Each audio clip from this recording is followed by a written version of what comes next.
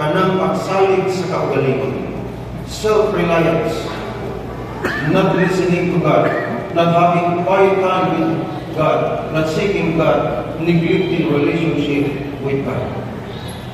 Unang daghan man ang gusto nga mahimong pangulo, apan dili kaya Dios balik. Dili tiaw mga kaigsunan. What po nimo ang imong pagsalig sa imong kaugalingon? What po nimo ang imong kaugalingon ng mga pamaagi? Dili mao na gyud pagsalig ngadto sa Ginoo sa kinatibukan. Gikinahanglan ato himuon nga i-partner ang Ginoo. Partnership with God. Naigon siya sa Proverbs 1:7. Fear God.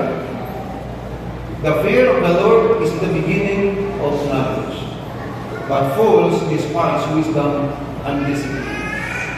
Sa Proverbs 16, verse 3, commit to the Lord whatever you do, and your plans will succeed. Kana na ko'y bahanan nato sa daghang mga panahon ang mga saad sa Ginoo. Proverbs 3:5-7. Trust in the Lord with all your heart and lean not on your own understanding. In all your ways acknowledge Him, and He will make your path straight. Do not be wise in your own eyes. Fear the Lord, and siya evil. Mga kaigsuonan, dugang pasanto na sa 1 Peter chapter 4 verse 11.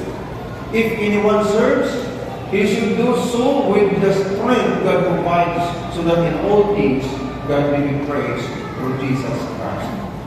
Sa ato may pagpangulo, mga kaigsuonan, kinsa ang dapat maday, kinsa ang dapat makita, nga yung Ginoo nga mao si Ginoong Hesus, dili kita mga kaigsuonan. Busa, si Oswald Chambers nagingon, your priorities must be God first, God second, and God third. Meaning sa atong leadership, ang atong yung saligan, ang Ginoo sa tanang panahon. Kaya kung wala ang Ginoo, wala ang punta dali. Kung wala ang Ginoo, ang punta ng tabak.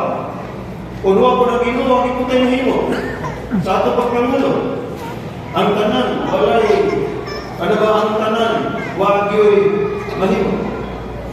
Sa Ezekiel 28 verse 17, little by little Lucifer came to indulge the desire for self-exaltation. That is according to Patriarchs and Prophets, page 35.